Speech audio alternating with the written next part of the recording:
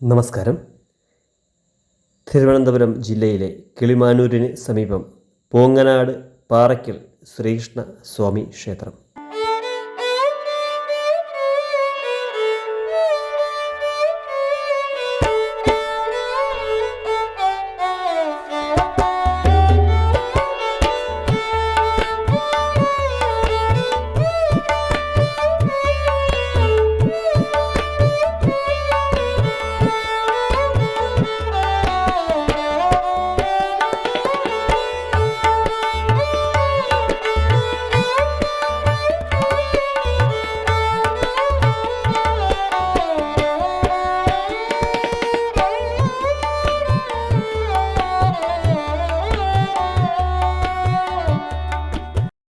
പോങ്ങനാട്ടെ അതിപുരാതനമായ ഈ ക്ഷേത്രാങ്കണത്തിലേക്ക് കാലെടുത്തു വയ്ക്കുമ്പോൾ തന്നെ സമാനതകളില്ലാത്ത ശാന്തിയും ആത്മീയ അന്തരീക്ഷവും നമുക്ക് അനുഭവവേദ്യമാകും. എല്ലാ മഹാക്ഷേത്രങ്ങളെയും പോലെ തന്നെ വലിയൊരു ബലിക്കല്ല് ഈ ക്ഷേത്രത്തിന് മുന്നിൽ നമുക്ക് ദർശിക്കാൻ കഴിയും.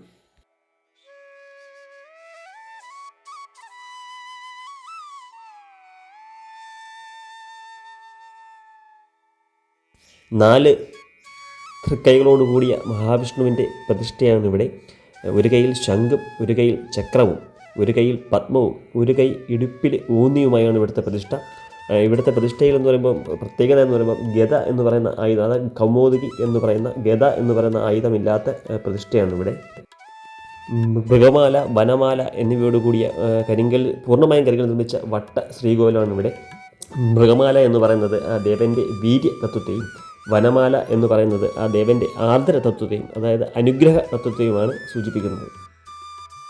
കൂടാതെ കരിങ്കലിൽ കൊത്തിയെടുത്ത കാലാതീതമായ ശില്പങ്ങളാലും അതിസങ്കീർണങ്ങളായ കൊത്തുപണികളോടും കൂടിയ ഈ വട്ട ശ്രീകോവിൽ നൂറ്റാണ്ടുകളായി ഇവിടെ നിലനിന്നിരുന്ന സമ്പന്നമായ പ്രൗഢിയുടെയും പഴമയുടെയും സാംസ്കാരിക പൈതൃകത്തിൻ്റെയും ഭക്തിയുടെയും ഒക്കെ പൂർവ്വകാലം നമ്മളോട് വിളിച്ചു പറയുന്നുണ്ട്.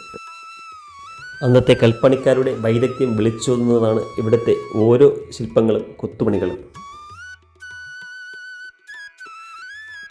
സോപാനപ്പടിയിൽ തെക്കു ദർശനമായി ഭഗവാൻ ദക്ഷിണാമൂർത്തിയുടെ ശില്പം കല്ലിൽ കൊത്തിവെച്ചിട്ടുണ്ട്. വീണ്ടും നമ്മൾ പ്രദക്ഷിണമായി വരുമ്പോൾ പൂർണ്ണ രൂപത്തിൽ ലളിതാസനത്തിൽ ഒരു കാൽ മടക്കി ഒരു കാൽ അല്പം ഉയർത്തിയുള്ള ഗണപതിയുടെ ഒരു ശില്പം കൊത്തിവെച്ചിട്ടുള്ളതായി കാണാം.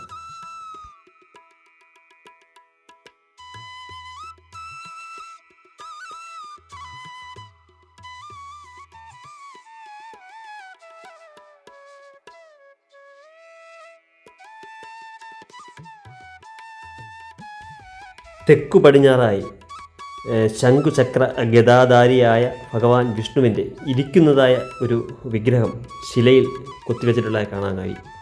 അനന്തൻ കുട പിടിച്ചിട്ടുള്ള ഒരു മനോഹരമായ ഒരു ശില്പമാണിത്. ഭഗവാന്റെ ഇരിക്കുന്ന ഇത്തരത്തിലുള്ള ശില്പങ്ങൾ വളരെ അപൂർവമാണ്.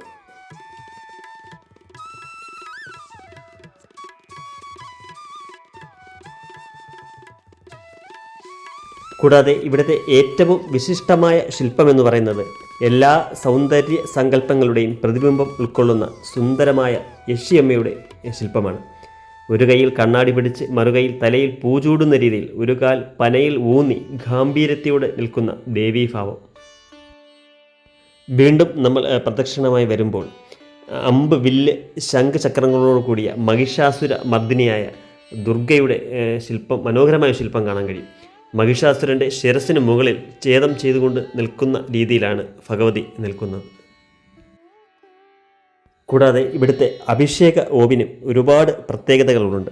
അതായത് ഒറ്റ കല്ലിനകത്തുകൂടി ദോരമിട്ട് വളരെയധികം മനോഹരമായ കൊത്തുപണികളോട് കൂടിയാണ് ഇവിടുത്തെ അഭിഷേക ഓവിൻ്റെ നിർമ്മാണം. വീണ്ടും നമ്മൾ പ്രദക്ഷിണമായി വരുമ്പോൾ ഈശാന കോണിലായി നമസ്കാര മുദ്രയോടുകൂടിയ ഗരുഡൻ്റെ ഒരു മനോഹരമായ ശില്പം ഇവിടെ കൊത്തിവെച്ചിട്ടുണ്ട്. സോപാനപ്പടിയിൽ വടക്കുദിക്കിലേക്ക് ദർശനമായി ലക്ഷ്മി നാരായണന്മാരുടെ ശില്പവും കൊത്തിവെച്ചിട്ടുണ്ട്.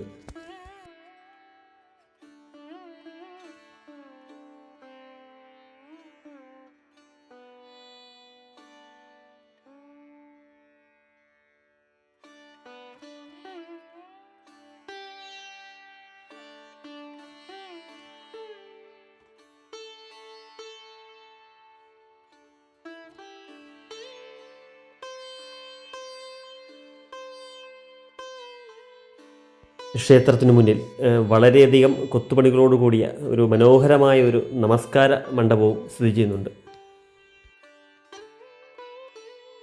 കൂടാതെ ഇവിടെ വരുന്ന ഭക്തരെ സ്നേഹപൂർവ്വം സ്വാഗതം ചെയ്യുന്ന ഈ ക്ഷേത്രത്തിൻ്റെ ചരിത്രത്തെയും പ്രാധാന്യത്തെയും കുറിച്ചും വളരെ അധികം കാര്യങ്ങൾ നമുക്ക് പറഞ്ഞു തരുന്ന ഈ ക്ഷേത്രത്തിലെ പൂജാരിയും കൂടാതെ ഇവിടുത്തെ ട്രസ്റ്റിലെ ഞാൻ മിക്കവാറും ഇവിടെ വരുമ്പോഴൊക്കെ കാണുന്ന 2 ചേട്ടന്മാരുണ്ട്. അവർ നൽകിയ ഭയങ്കര അവരുടെ ആതിഥ്യ മര്യാദയും അവരുടെ സ്നേഹവും വിലമതിക്കാനാവാത്ത ഒന്ന് തന്നെയാണ്.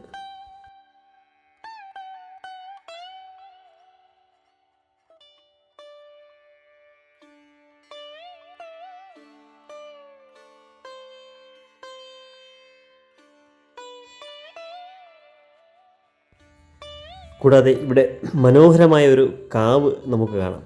നിബിഡമായ കാടിൻ്റെ അന്തരീക്ഷത്തോടു കൂടിയ ഇടതൂർന്ന മരങ്ങളും വള്ളിപ്പടർപ്പോടും കൂടിയ ഒരു മനോഹരമായ ഒരു കാവാണ് ഇവിടുത്തത്. കൂടാതെ ഇവിടുത്തെ പ്രതിഷ്ഠയും അപൂർവമാണ്. നാഗക്കെട്ടോടു കൂടിയ അത്യപൂർവമായ പ്രതിഷ്ഠയാണ് ഇവിടുത്തെ നാഗപ്രതിഷ്ഠ എന്ന് പറയുന്നത്.